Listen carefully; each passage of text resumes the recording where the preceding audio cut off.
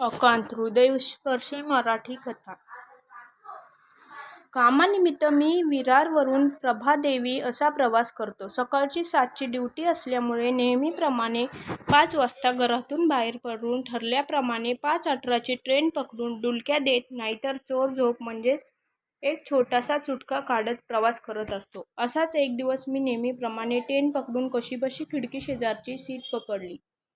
खिडकीशेजारची seat पकडण्याचा हट्टास कारण डुलकी लागली तर दुसऱ्यावर तोल नको जायला, नाहीतर 2 शिव्या पडायच्या म्हणून खिडकीच्या सहाय्याने प्रवास उत्तम होता.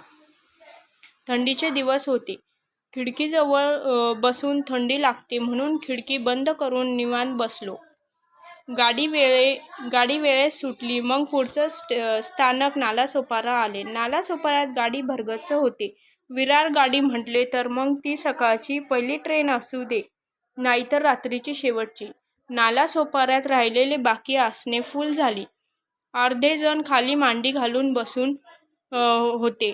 अनेक जण उभे राहूनच डुलक्या काढणार होते. डुलकी देत माझा डोळा लागत होता. थोडा अंदाज आला होता की आता वसईला गाडी थांबली होती. डोळ्यावर झोपही सतावत होती. मी पुन्हा डोळे बंद केले आणि तितक्यात लहान मुलाचे रडणे माझ्या कानावर पडले. मी पाहिले तर एक जोडपे एका 5-6 महिन्याच्या बाळाला घेऊन ट्रेनमध्ये चढत होते. दोघेही मस्त जीन्स पॅन्ट आणि टी-शर्ट घालून बाळाला गोजारत होते.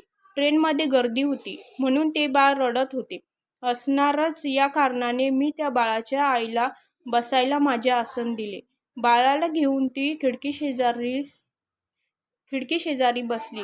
नायगाववरून गाडी सुटली होती तरी बाळाचे रडणे काही थांबत नव्हते. जोडप्याला वाटले की बाळाला गरम होत असणार म्हणून खिडकी उघडून थोडी हवा दिली. पण थंडीचे दिवस असल्याकारणाने हवा खूपच थंड होती. त्यात नायगाव भाईंदरच्या खाली पुलावरून गाडी चालली होती म्हणून उघडलेली खिडकी पुन्हा बंद करण्यात आली. बाळाचे रडणे काही थांबेना. बाळ रडून रडून कासावीस झालं. खूप काही करून झाले. आजकालच्या फॅशनवाल्या जगात खुळखुळे विसरून लहान मुलांना गोजारण्यासाठी एक फॅशन म्हणून असलेले मोबाईल खेळणेही त्याला दाखवून झाले. पण त्याचाही त्या निरागस आणि गोडस बाळाच्या रडण्यावर काही फरक पडला नाही. कोणी टाळ्या वाजवून शांत करण्याचा प्रयत्न केला, कोणी तोंडावर फुंकर मारून मायेचा गारवा देण्याचा प्रयत्न केला, कोणी त्याला हातावर घेऊन झोका देत झोपवण्याचा प्रयत्न केला. पण यातक्या एकाही युक्तीने बाळाचा आकांत काही थांबत नव्हता. शेवटी त्या बाळाच्या अंगावरचे सर्व कपडे उतारण्यात आले, जेणेकरून चुकून का होईना मुंगी वगैरे घुसून चावली असेल या उद्देशाने. पण असं काही आढळून आले नाही. तितक्यात एक वयस्कर माणूस पुढे येऊन म्हणाला की त्या बाळाला भूक लागली असणार, त्याला दुधाची गरज आहे. त्याचे ते प्रभावी वाक्य ऐकून त्या बाळाच्या आईवडिलांच्या हृदयात धडधड व्हायला लागली. दोघे एकमेकांच्या तोंडाकडे बघू लागले. बाळाला दूध कसे पाजणार हा मोठा प्रश्नचिन्ह त्यांच्या डोळ्यासमोर उभा झाला होता. कारण जीन्स पॅन्ट आणि टी-शर्ट घातलेली आई त्या बाळाला, तेही पुरुषवर्गाच्या रेल्वे डब्यात, दूध पाजू शकत नव्हती. कारण आईच्या मायेचा पदर गायब झाला होता. काळजावर घाव घालणारं हे मोठं सत्य सर्वांच्या डोळ्यांसमोर जिवंत होतं. वसईपासून ते बोरीवली येईपर्यंत त्या बाळाच्या पोटाची आग किंवा तहान ही तशीच होती. त्याच्या डोळ्यातून वाहणारे अश्रू निश्चितपणे तोंडात जात होते आणि शेवटी ते बाळ रडत रडत व्याकुळ झालं असावं आणि त्याच भरल्या अश्रूंनी गप्प झोपले, कदाचित उपाशी पोटी. कारण त्या दोघं मूर्खांनी दुधाची बाटलीसुद्धा सोबत ठेवली नव्हती. सुन्न झाले होते माझं मन. कानामध्ये घुमत होता त्या बाळाचा आकांत. डोळ्यासमोर दिसत होते ते वळवळ करणारे बाळ, त्याच्या अश्रूंचा पाठ. सर्व अगदी सुन्न झाले होते. त्या दोघांच्या अशा वागण्याने माझ्या डोळ्यात अंगार पेटला होता आणि वाटत होते की विचारावं जाप त्यांना की हौस मौज फॅशन तुम्ही नक्कीच करा, पण त्याला तरी काहीतरी वेळ काळ असतो. निदान दूध पिते बाळ सोबत असताना असले नखरे का करावे? उभा जन्म पडला आहे त्यासाठी. पण त्यांना त्याच्या चुका समजल्या होत्या हे त्यांच्या चेहऱ्यावर नकळतपणे उमजत होते. आपली माय सोबत असतानाही 2 थेंबाच्या दुधासाठी इतका मोठा आकांत करूनही पोटातली आग विझविण्यासाठी त्या बाळाने रडून फक्त लाळेचा आवंडा गिळला होता, ही मोठी शोकांतिका होती. बोरीवलीनंतर विरार गाडीने वेग वाढवला. मधल्या कोणत्याही स्थानकात न थांबता थेट अंधेरी, वांद्रे, दादर, मुंबई सेंट्रल आणि शेवटचं स्थानक चर्चगेट अशी थांबणार होती. अंधेरीला गाडी थांबल्यानंतर थोडी गर्दी कमी झाली आणि मग त्या बाळाच्या वडिलांना मी एक प्रश्न केला, सर तुम्हाला कुठे उतरायचं आहे?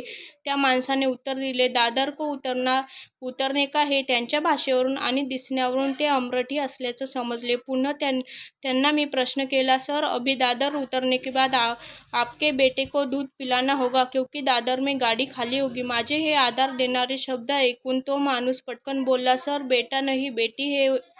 त्याचे हे आवर्जून सांगणे म्हणजे त्या मुलीवरचे प्रेम होते की मुलगी जन्माला आली म्हणून झालेला पश्चाताप. या विचारात माझं मन गुंतले. मनात अनेक प्रश्नांचा कोंडमारा सुरू झाला. मुलगी नकोशी म्हणून तर नाही न, ते देवळेपणाने वागत असतील की खरंच त्यांचं वात्सल्य जीवन होतं. मनातल्या प्रश्नांना उत्तर देण्यास मी माझ्यात गुंतलो तोवर दादर स्थानक आलं आणि अपेक्षा असं नाव कानावर पडले. मान वर करून पाहतो तर दादर स्थानक आलं म्हणून त्या बाळाचे आई वडील एक सुटकेचा श्वास सोडत त्या बाळाला अपेक्षा या नावाने हाक मारत होते आणि पुन्हा मायेने प्रेमाने गोजारत होते. ते दोघे दादरला उतरले. गाडी पुढील स्थानक मुंबई सेंट्रल असं घेणार म्हणून मलाही दादरला उतरणं गरजेचं होतं. त्या आईच्या खांद्यावर निपचित पडलेलं बाळ अश्रूंच्या धारेने तसंच झोपून गेल्याचं चित्र माझ्या डोळ्यासमोर तसंच उभं होतं. हा आकांत मायेच्या पदराखाली दुधाच्या 2 थेंबासाठी होता. गोडस निरागस बाळाचे नाव त्यांनी अपेक्षा जेव्हा ठेवले तेव्हाच त्या बाळाकडून खूप काही चांगल्या अपेक्षांची आशा त्यांनी मनात ठेवली असेल. पण तान्ह्या बाळाला आजच्या धावत्या जगात जीन्स पॅन्ट घातलेल्या आईवडिलांकडून कोणती अपेक्षा होती हे त्या आईवडिलांना कळलं नाही. ही मोठी शोकांतिका होती. मायेचं पांघरून घालणारी व आत्मा आणि ईश्वर यांचा संगम म्हणजेच आई असते.